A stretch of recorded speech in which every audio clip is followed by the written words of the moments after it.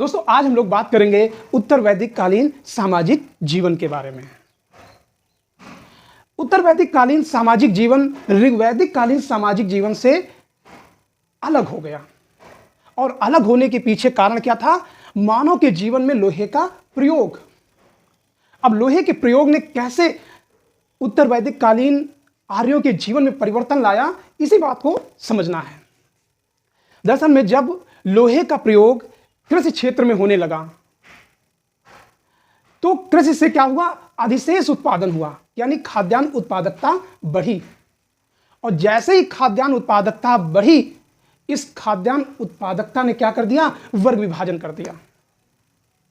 क्योंकि मानव का जो प्रारंभिक आवश्यकताएं होती हैं वो है पेट भरना, यानी खाद्यान्न कहीं ना कहीं से क्या है? संग्रह करना। दुनिया में आज भी जितनी आदिम जनजातियां हैं उनका पूरा जीवन क्या है? खाद्यान्न संग्रह में निकलता जाता है या व्यतीत होता जाता है। लेकिन उत्तर वैदिक कालीन में जब लोहे के प्रयोग ने खाद्यान्न को बढ़ा दिया तो अब कुछ लोगों को कृषि कार्यों से अलग कुछ ऐसे कार्य करने की आवश्यकता महसूस हुई कि वो कृषि कार्य नहीं करेंगे तब भी क्या है? उनका भरण पोषण हो जाएगा, क्योंकि खाद्यान्न अधिक उत्पादित होने लगा। तो इसी कारण उत्तर वैदिक काल में वर्ण विभाजन में क्या हो गई? जटिलता आने लगी। और इस जटिलता के पीछे अन्य और कई कारण थे। तो आज हम लोग बात करेंगे उत्तर वैदिक कालीन सामाजिक जीवन में कैसे कैसे विभाजन हुआ। और चूंकि एक बड़ा टॉपिक है तो इसको हम 2 पार्टों में या 3 पार्टों में समझने का प्रयास करेंगे। तो आज की पार्ट में हम लोग देखेंगे उत्तर वैदिक कालीन सामाजिक जीवन के बारे में। तो सबसे पहले हम लोग बात करेंगे वर्ण व्यवस्था के बारे में, यानी ये वर्ण व्यवस्था की आवश्यकता क्यों महसूस हुई, क्यों बनाया गया वर्ण व्यवस्था। और दूसरा टॉपिक है हम लोग बात करेंगे परिवार के बारे में। और इसका तीसरा टॉपिक है विवाह के बारे में। तो उत्तर वैदिक कालीन आर्यों की जो वैवाहिक पद्धति थी वो कौन कौन सी पद्धतियां थी, इन तीनों टॉपिक में आज हम लोग क्या करेंगे? डिस्कशन करेंगे। तो आइए देखते हैं और समझने की कोशिश करते हैं कि आर्यों ने जो वर्ग विभाजन है सबसे पहले कहां उल्लेख मिलता है? ऋग्वेद में। ऋग्वेद में कौन सा मंडल है? 10वां मंडल। और 10वें मंडल में पुरुष सूक्त में, पुरुष सूक्त में यह कहा गया है कि एक आदि पुरुष या ब्रह्म उसी को कहा गया है, या प्रारंभिक पुरुष कहा गया है। आदि पुरुष से चारों वर्णों का क्या हुआ? उद्भव हुआ। इनमें पहला है ब्राह्मण, जिसका उद्भव मुख से बताया गया है। दूसरा है क्षत्रिय, इसका उद्भव भुजाओं से बताया गया है। भुजाओं का सीधा मतलब है बलशाली, और मुख से या मस्तिष्क का मतलब है दिमाग। तो ब्राह्मण की उत्पत्ति कहां से हुई? मस्तिष्क से या दिमाग से। और क्षत्रियों के उद्भव कहां से हुआ? भुजाओं से, यानी ताकत से, यानी क्षत्रिय भुजाओं से कह सकते हैं। और वैश्यों का उद्भव कहां से हुआ है? वैश्यों का जंघा कहा जाता है, या कभी कभी उर यानी पेट से भी कह दिया जाता है। और चौथा वर्ण है शूद्र, और शूद्रों का उद्भव कहां से हुआ है? पैरों के। जाहिर सी बात है यहां पर एक संकल्पना डेवलप की गई है। ब्राह्मण, क्षत्रिय, वैश्य, शूद्र, इन चारों वर्णों के पीछे जो संकल्पना डेवलप की गई है वो इस तरीके से डेवलप की गई है कि इनको एक आदि पुरुष यानी ईश्वर की उत्पत्ति दिखाई गई है। अब लोग पूछते हैं कि आखिर ईश्वर से इन चारों वर्णों का उद्भव कैसे हो गया? कि दुनिया में लोग मां के गर्भ से निकलते हैं, लेकिन यहां पर मुख से कैसे निकल आए, भुजाओं से कैसे निकल आए, और जंघों से कैसे निकल आए, और पैरों से ये चारों वर्ण कैसे निकल के आए? ऐसा तो दुनिया में कहीं नहीं हुआ है। तो ये एक प्रतीकात्मक है, और इस प्रतीकात्मक के पीछे जो एक समाज की मंशा थी कि कोई भी अपने कार्यों से अलग ना होने पाए। कल के अगर शूद्र सेवा करने से इंकार कर दें तो उन पर एक नैतिक दबाव डाला जा सके कि आपको ईश्वर ने कहां से उत्पन्न किया है? पैरों से उत्पन्न किया है, शूद्रों से। तो आपका काम क्या है? सभी वर्णों के ऊपर के सभी वर्णों की सेवा करना। तो ये जो एक कपोल कथित संरचना डेवलप की गई है, इतिहासकारों का मानना है कि इस संकल्पना के पीछे उद्देश्य यही है कि कोई भी अपने कार्यों से अलग ना हट सके।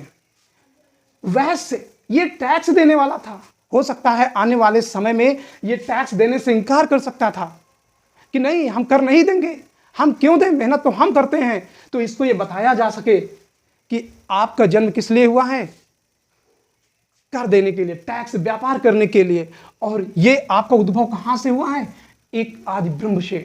तो क्षत्रिय को राजा बना दिया गया सुरक्षा के लिए, और सबसे सर्वोच्च श्रेणी पर कौन बैठ गया? ब्राह्मण बन गया। तो ब्राह्मण जो है इन तीनों वर्णों में सबसे श्रेष्ठ माना जाता रहा है। और ये संकल्पना जो डेवलप की गई है, ये संकल्पना ब्राह्मणों द्वारा डेवलप की गई है। तो इस तरीके से जो समाज का वर्ण विभाजन होता है वो ऋग्वैदिक काल में होता है, लेकिन उत्तर वैदिक काल में, ऋग्वैदिक काल में ये बहुत आवश्यकताएं महसूस नहीं थी। ये बहुत ज्यादा नहीं था कि आप यही कार्य करेंगे, क्योंकि ऋग्वैदिक काल में अध्ययन करने के स्रोत कहीं कहीं मिलते हैं कि शूद्र भी अध्ययन करते थे। लेकिन उत्तर वैदिक काल में वर्ण व्यवस्था इतनी जटिल हो गई कि अब ये लोग दूसरे का व्यवसाय नहीं अपना सकते थे। ये लोग क्या है? दूसरे के व्यवसाय को नहीं अपना सकते थे। तो ये जो संरचना ईश्वर की गढ़ी गई थी, इसके पीछे एक नैतिक दबाव था, जिसके कारण लोग उस वर्ण व्यवस्था को इंकार ना कर सके। उत्तर वैदिक काल में जो जटिलताएं आई हैं उनको हम लोग यहां पर समझेंगे कि उत्तर वैदिक काल में कौन कौन सी वर्ण व्यवस्थाएं जटिल हो गई। तो वर्ण व्यवस्था का सर्वप्रथम उल्लेख कहां पे मिलता है? ऋग्वेद में मिलता है। और चारों वर्णों के बारे में ब्राह्मण, वैश्य, ब्राह्मण, क्षत्रिय, वैश्य और शूद्र, इन चारों वर्णों के बारे में बताया गया है। उत्तर वैदिक काल में वास्तविक वर्ण व्यवस्था की क्या हो गई? स्थापना हो गई। तो प्रश्न यह पूछा जाता है, वास्तविक वर्ण व्यवस्था कब स्थापित हो गई? भाई, वर्ण व्यवस्था तो बनाई गई थी ऋग्वेद में, लेकिन स्थापित पूर्ण रूप से कब हुई? उत्तर वैदिक काल में। क्यों? क्योंकि अब कोई भी निम्न वर्ण का व्यक्ति उच्च वर्ण के कार्य नहीं कर सकते थे। और यह व्यवस्था स्थापित इस तरीके से जटिलता हो गई कि इनमें क्या कर दिया गया? भेद स्पष्ट कर दिया गया, जिसका वर्णन किसमें मिलता है? तैत्तिरीय ब्राह्मण में। और तैत्तिरीय ब्राह्मण में क्या बताया गया है? इन वर्णों के जो संस्कार वर्णित हैं उसके आधार पर इन चारों वर्णों की व्याख्या होती है। और वर्णन इस तरीके से कि ब्राह्मणों के लिए सूत का बना यज्ञोपवीत वसंत ऋतु में धारण करने का प्रावधान था। यज्ञोपवीत वो जो यहां से धागा पहना जाता है, जिसको हम लोग जनेऊ कहते हैं। तो ब्राह्मण का यज्ञोपवीत संस्कार कब होता था? वो वसंत ऋतु में होता था। बेहतर समय होता था, ना ठंडी, ना गर्मी, ना बरसात, ठीक है ना। और ये किसका बना होता था? सूत का। जाहिर सी बात है, ये शारीरिक व्यवस्था के लिए सबसे सूत का बना हुआ बेहतरीन माना जाता है। दूसरा था क्षत्रियों के लिए। क्षत्रियों का जो यज्ञोपवीत संस्कार होता था वो ग्रीष्म ऋतु में होता था, गर्मियों के समय में। और गर्मियों के समय में, और इनका बना किसका होता था? सन, जिसको हम लोग सनई बोलते हैं गांव में। फिर हम लोग बात करते हैं वैश्यों का। वैश्यों का जो जनेऊ है या यज्ञोपवीत है वो किसका बना होता था? ऊन का बना होता था।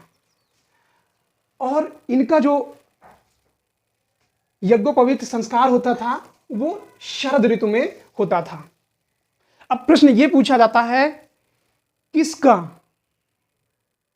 यज्ञोपवीत संस्कार नहीं होता था, यानी किस वर्ण का यज्ञोपवीत संस्कार नहीं होता था, तो शूद्रों का यज्ञोपवीत संस्कार नहीं होता था। ठीक है ना। तो ये मैच कराने के लिए आ जाता है कि ब्राह्मण इनका यज्ञोपवीत संस्कार कब होता था? ये वसंत ऋतु में, वसंत ऋतु में, और किसका बना होता था? सूत का बना होता था। इसी तरीके से क्षत्रियों का ये ग्रीष्म ऋतु में यज्ञोपवीत होता था, ग्रीष्म ऋतु में, और इनका किसका बना होता था? सन का बना होता था। और वैश्यों का कब होता था? शरद ऋतु में, शरद ऋतु में, और इनका जो है ये ऊन का बना होता था।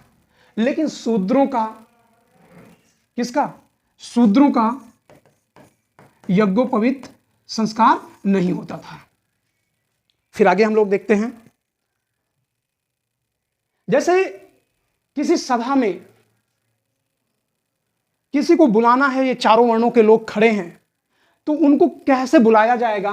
तो ब्राह्मणों के लिए यही शब्द का प्रयोग मिला है।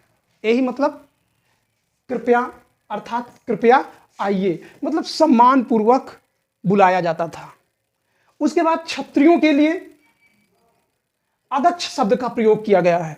अगच्छ का मतलब होता है आइए। तो ब्राह्मणों के लिए कृपया आइए और क्षत्रियों के लिए आइए। वैश्यों के लिए आद्रव शब्द का प्रयोग किया गया है। किसका? आद्रव का, और इसका अर्थ होता है आओ। शूद्रों के लिए आधव शब्द का प्रयोग हुआ है, अर्थात दौड़ कर आओ। तो इस तरीके का जो विभाजन था, सामाजिक विभाजन, वो किसमें दिखाई मिलता है? उत्तर वैदिक कालीन ग्रंथों में, जिसमें से महत्वपूर्ण ग्रंथ कौन सा है? तैत्तिरीय ब्राह्मण। तो तैत्तिरीय ब्राह्मण में ऐसे वर्ग विभाजन देखने को मिलते हैं। शतपथ ब्राह्मण में चारों वर्णों को बुलाए जाने का उल्लेख मिलता है। ठीक है ना। शतपथ ब्राह्मण आर्यों का महत्वपूर्ण ग्रंथ है, जिसमें बहुत सारी सामाजिक, आर्थिक, राजनीतिक व्यवस्था के बारे में जानकारी मिलती है। तो अब हम देखते हैं ब्राह्मणों की स्थिति क्या थी, ब्राह्मणों के कार्य क्या थे। तो ब्राह्मणों का कार्य क्या था? इनका कर्तव्य था अध्ययन करना, क्योंकि इनका उद्भव कहां से हुआ था? मुख से या मस्तिष्क से। तो अध्ययन करना, अध्यापन करना, यज्ञ करना, दान कराना और दान लेना। ठीक है ना। ये ब्राह्मण क्षत्रियों से दान कराते भी थे और दान लेते भी थे। तो ये कार्य किसके थे? ब्राह्मणों के कार्य थे। उसके बाद हम आगे देखते हैं, ब्राह्मणों को मृत्युदंड से मुक्ति दी गई थी। ठीक है ना। ब्राह्मणों को मृत्युदंड नहीं दिया जा सकता था। ब्राह्मण हत्या की निंदा की गई है कि कोई भी व्यक्ति ब्राह्मणों की हत्या ना करे। ऐतरेय ब्राह्मण में क्या बताया गया है? बिना पुरोहित के राजा द्वारा दी गई आहुति देवता स्वीकार नहीं करते हैं। इसका सीधा मतलब है, जैसे यज्ञ होता है तो इस यज्ञ कुंड में राजा बैठेगा और साथ में पुरोहित। अगर राजा बगैर पुरोहित के यज्ञ किया तो ईश्वर इसे, यानी देवता इसे क्या है? स्वीकार नहीं करेंगे, अर्थात राजाओं का यज्ञ करना क्या हो जाएगा? बेकार हो जाएगा। तो इसीलिए राजा के साथ साथ पुरोहित की आवश्यकता थी। संभवतः ऐसा कहीं ना कहीं जीवन भरण पोषण के लिए ब्राह्मणों ने यहां पर किया होगा, ताकि राजा से जो संबंधित दान है उसको प्राप्त किया जा सके। तो ये आहुति देने की बात है। देवताओं को आहुति देने का मतलब है यज्ञ हवन कुंड में जो भी डाला जाए या प्रार्थना की जाए तो उसमें पुरोहित का होना अनिवार्य है। और पुरोहित कौन होगा? ब्राह्मण होगा। उसके बाद हम लोग बात करते हैं क्षत्रियों के बारे में। क्षत्रियों का क्या योगदान था? क्षत्रियों का जो मुख्य रूप से कार्य था वो युद्ध करना था। क्या करना था? युद्ध करना। अपने कबीले समूह की क्या करना था? रक्षा करना था, शासन करना था, प्रजा की रक्षा करना था। तो यहां पर क्षत्रियों के मुख्य कार्य युद्ध करना, शासन करना, प्रजा की रक्षा करना। लेकिन कुछ ऐसे राजा भी हुए हैं जिन्होंने कुछ ऐसे छत्री राजा हुए हैं जो ब्राह्मणों को भी ज्ञान प्रदान किया है। अब जैसे कौन से अनेक दार्शनिक राजा हुए हैं जिन्होंने क्या किया? ब्राह्मणों को शिक्षा प्रदान की। अब इसका एग्जाम्पल कहां से मिलता है? बृहदारण्यक उपनिषद में ब्राह्मण सेतुकेतु के पिता उद्दालक पांचाल, ये बरेली फर्रुखाबाद वाला क्षेत्र है, पांचाल नरेश प्रवाहन जयबल को शिक्षा प्रदान करते हैं। समझ पा रहे हैं? यानी उद्दालक पांचाल नरेश प्रवाहन जयबल को क्या कर दिया? शिक्षा प्रदान करते हैं। इसका मतलब क्या है? कुछ ऐसे भी क्षत्रिय राजा हुए हैं जिन्होंने ब्राह्मणों को ज्ञान प्रदान किया है। इसी तरीके से एक एग्जाम्पल और मिलता है छांदोग्य उपनिषद में। किसमें? छांदोग्य उपनिषद में। और इसमें उल्लेख मिलता है उद्दालक पांचाग्नि कैकेयी नरेश अश्वपति के पास वैश्वानर ज्ञान प्राप्त करने के लिए गए। ठीक है ना? तो एक ब्राह्मण किसके पास जा रहा है? क्षत्रियों के पास जा रहा है ज्ञान प्राप्त करने के लिए। एक स्टेटमेंट और मिलता है बृहदारण्यक उपनिषद के अनुसार राजा जनक ने वाद विवाद की एक प्रतियोगिता में ब्राह्मणों को पराजित कर दिया। देखिए यहां पर राजा जनक का नाम आता है और इसका उल्लेख कहां पे मिलता है? उपनिषद में। यह प्रश्न पूछा गया है कई बार। इस उपलक्ष्य में राजा जनक को क्या किया गया? राजन्य बंधु की उपाधि प्रदान की गई। तो प्रश्न पूछा जाता है राजन्य बंधु की उपाधि किसको प्रदान की गई है? तो राजा जनक को प्रदान की गई है।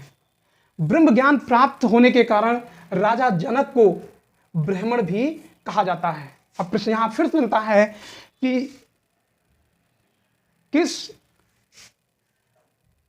राजा को ब्राह्मण कहा गया है? तो जनक को क्या कहा गया है? ब्राह्मण कहा गया है। फिर एक स्टेटमेंट छांदोग्य उपनिषद में मिलता है काशी नरेश अजातशत्रु। पूछा जाता है अजातशत्रु कहां का शासक था? तो कुछ लोग मगध बता देते हैं। तो मगध में तो था, वो बाद का है, लेकिन उसके पहले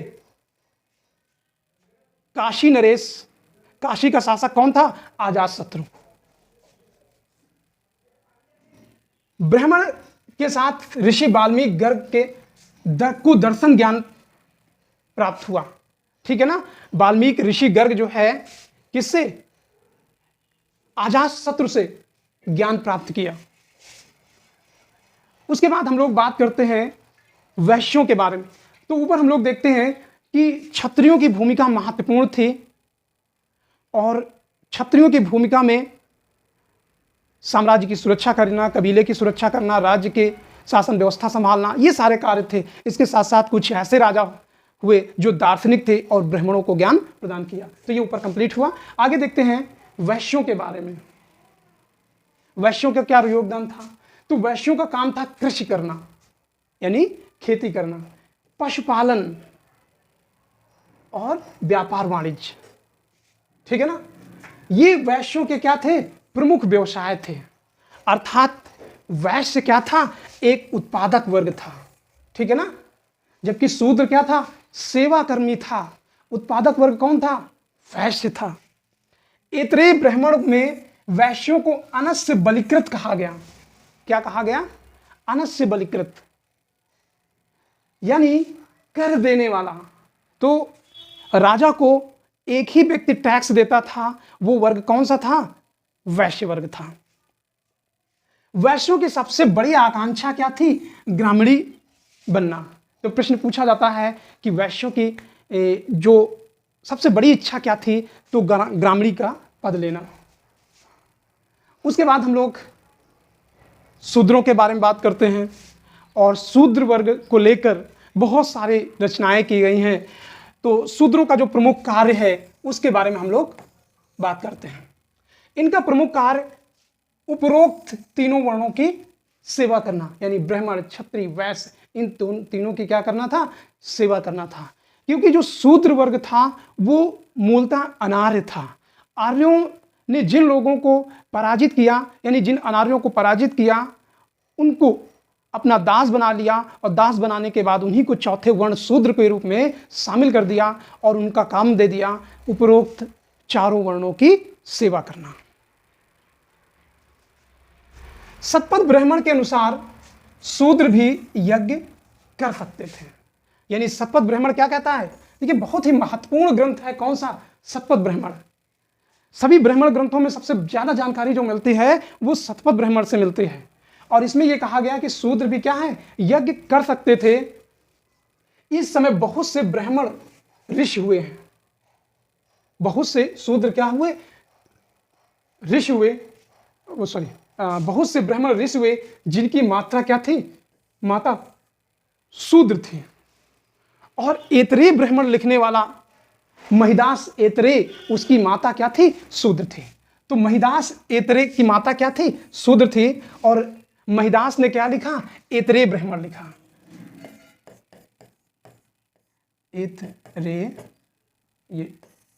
ऐतरेय ब्राह्मण। तो महिदास ऐतरेय की माता क्या थी? शूद्र थी।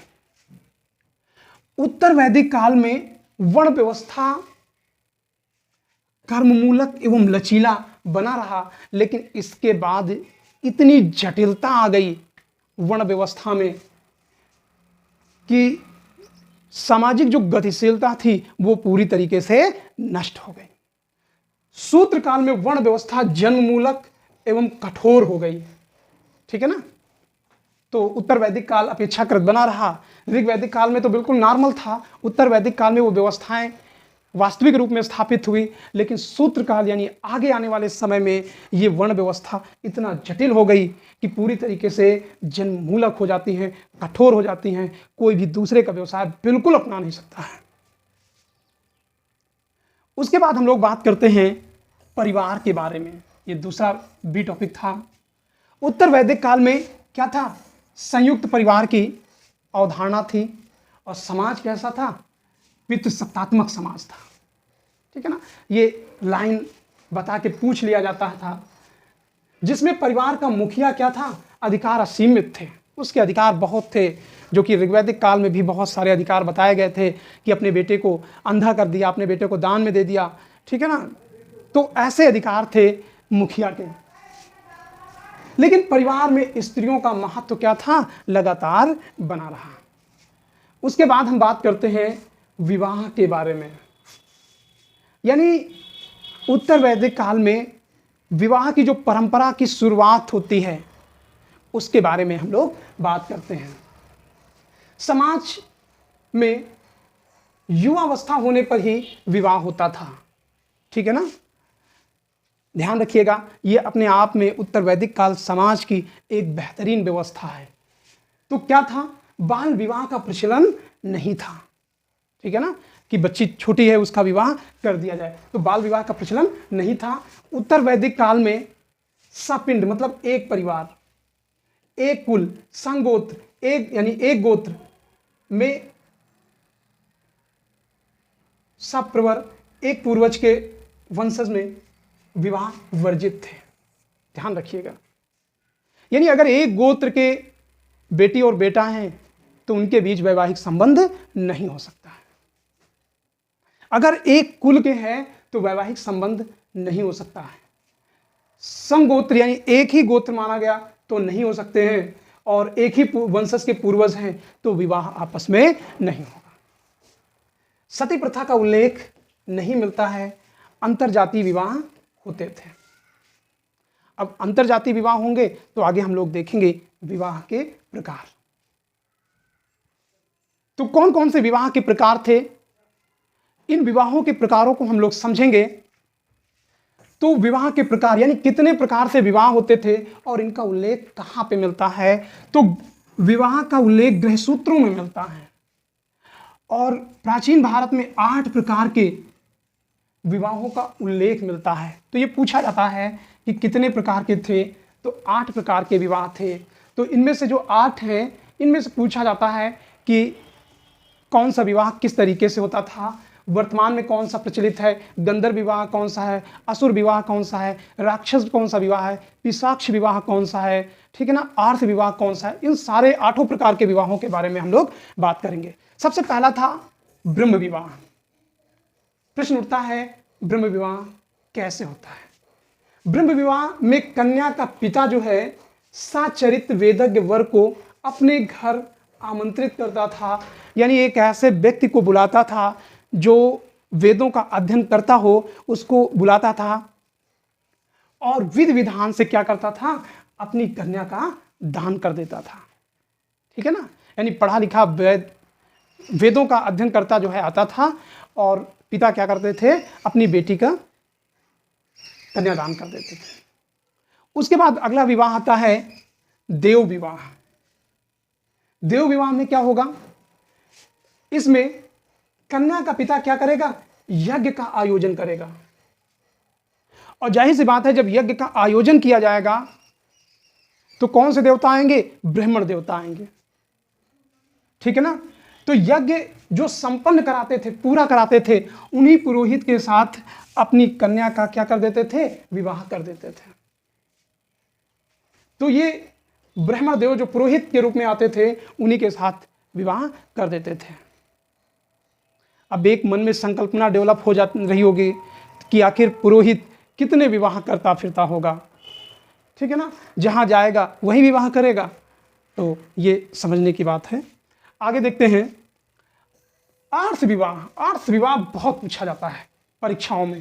देखिए, इसमें कन्या का पिता क्या करता था, धर्म कार्य के लिए वर से एक जोड़ी गाय बैल ले लेता था। ठीक है, और बदले में अपनी बेटी को उसी के साथ भेज देता था, यानी उसी के साथ विवाह होता था। तो वर कौन सा होगा, इसका चुनाव पिता करते थे। और जाहिर सी बात है, इसमें वेदों के ज्ञान की आवश्यकता नहीं थी। और वर से क्या कर लेता था, एक जोड़ी गाय और बैल ले लेता था और उसी के साथ अपनी कन्या का विवाह कर देता था। और इसका था कि ये धर्म कार्य कर रहा है, ये गाय बैल क्या करेंगे, धर्म कार्य। तो धर्म कार्य को पूरा करने के लिए ये काम करते थे। उसके बाद हम लोग बात करते हैं प्रजापात्य विवाह। प्रजापात्य विवाह, इसके बारे में समझिए, यह भी प्रश्न पूछा जाता है। इसमें कन्या का पिता वर को सादर आमंत्रित करता था। ठीक है ना, जैसे वर्तमान में आमंत्रित करते हैं, और विधि विधान के साथ अपनी कन्या का दान कर देता है। एक प्रश्न पूछा जाता है, जो वर्तमान में वैवाहिक पद्धतियां हैं वो कौन सी है, तो ये वही प्रजापात्य विवाह है। ठीक है ना, और वर और वधू जो है दोनों क्या है, धर्मानुसार दोनों अपना जीवन यापन करने लगते हैं। तो वर्तमान में जितने भी प्रचलित विवाह हैं वो कौन से विवाह हैं, प्रजापात्य विवाह है। अगला विवाह, अगला है असुर विवाह। कौन सा विवाह, असुर विवाह। इसमें क्या था, पिता वर से धन लेकर अपनी कन्या का विक्रय कर देता था, यानी बेच देता था। वर कन्या को क्या कर लेता था, खरीद लेता था। आमतौर पर आपने इस विवाह के बारे में इस तरीके से समझ सकते हैं कि जैसे कोई व्यक्ति जमींदार से ऋण ले लेता था,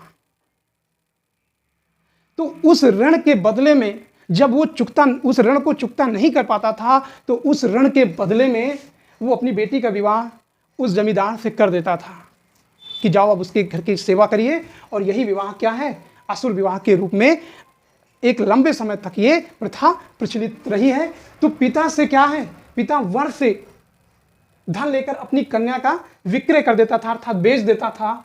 अर्थात वर क्या करता था, कन्या को खरीद लेता था, यानी अब उसे ऋण चुकाने की जरूरत नहीं थी। अगला विवाह है गंधर्व विवाह। गंधर्व मतलब प्रेम विवाह। जब युवक और युवती प्रेमवश अपने माता पिता की उपेक्षा करके विवाह कर लेते हैं तो उसे क्या कहते हैं? गंधर्व विवाह। ठीक है ना। अब जैसे कृष्ण और रुक्मिणी का विवाह कौन सा विवाह था? गंधर्व विवाह माना जाता है। ठीक है ना। तो कृष्ण ने रुक्मिणी को क्या किया था, और इसी तरीके से अर्जुन का विवाह जो कृष्ण की बहन के साथ होते हैं वो भी गंधर्व विवाह का ही उदाहरण है। इसी विवाह का समीकरण किसे? स्वयंवर विवाह से करते हैं। तो प्रश्न ये पूछा जाता है जो राम का विवाह है, विवाह, ठीक है ना, तो राजा राम का जो विवाह है यानी राम का जो विवाह है वो कैसा विवाह था? तो ये विवाह जो है गंधर्व विवाह था। ठीक है ना, यानी प्रेम विवाह था, क्योंकि राम और सीता, लक्ष्मण जब एक वाटिका में पहुंचते हैं, राम और लक्ष्मण, तो सीता भी उसी वाटिका में आती हैं, तो ये प्रेमवश होता है और इसी को आगे बदल दिया जाता है गंधर्व विवाह में। तो वहां पर स्वयंवर विवाह नहीं रहता है, ऑप्शन में क्या रहता है? गंधर्व विवाह। तो इसीलिए लोग कंफ्यूज हो जाते हैं। तो ये गंधर्व विवाह भी, राम का विवाह गंधर्व विवाह होता है। उसके बाद हम लोग चौथे विवाह का जो उल्लेख मिलता है गृह सूत्रों में वो है राक्षस विवाह। राक्षस में क्या किया जाता था?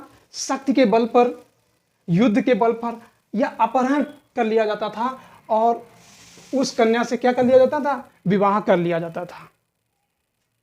ठीक है ना, जबरियन। ठीक है ना, और इसी को क्या कहा गया है? राक्षस विवाह। और राक्षस विवाह को ही क्या कहा गया है? क्षत्रिय कहा गया है। क्या कहा गया है? क्षत्रिय कहा गया है। तो क्योंकि क्षत्रियों की वैवाहिक पद्धतियों में ये सबसे ज्यादा देखने को मिले हैं। अगला आता है पिशाच विवाह। ठीक है ना, कौन सा? पिशाच विवाह। इसमें क्या होता था? पागल या रास्ते में चलती हुई या सोती हुई, सो रही है उठा ले गए, रास्ते में चल रही है पकड़ लिए, अपहरण कर लिए, पागल लड़की का अपहरण करके कन्या से विवाह कर लिया जाता था। पिशाच विवाह सबसे निकृष्ट विवाह कहा जाता है। तो प्रश्न पूछा जाता है कि सबसे निकृष्ट विवाह कौन सा था? तो यही पिशाच विवाह सबसे निकृष्ट माना जाता है। समाज के जो प्रथम 4 विवाह थे, ठीक है ना, उनमें तलाक प्रथा नहीं हो सकती थी, तलाक नहीं लिया जा सकता था, क्योंकि वैदिक कालीन विवाहों को 7 जन्मों का बंधन है, तो आप कहाँ से छूट के जा सकते हैं। और अंतिम 4 विवाहों में तलाक मान्य था। ठीक है ना, तो प्रथम 4 विवाह में मान्यता प्राप्त थी। ठीक है ना, इसीलिए इसमें तलाक नहीं हो सकता था। अंतिम 4 विवाह की मान्यता नहीं थी और इसीलिए इसमें तलाक प्रथा हो सकते थे। तो दोस्तों, उत्तर वैदिक कालीन सामाजिक जीवन का ये प्रथम पार्ट है। अगले पार्ट में हम लोग फिर मिलेंगे। तो आज की क्लास यहीं तक। दोस्तों, अगर मेरी जानकारी अच्छी लगे तो मेरे चैनल को सब्सक्राइब करिए, लाइक करिए, कमेंट करिए और अपने दोस्तों को शेयर करिए। Thank you.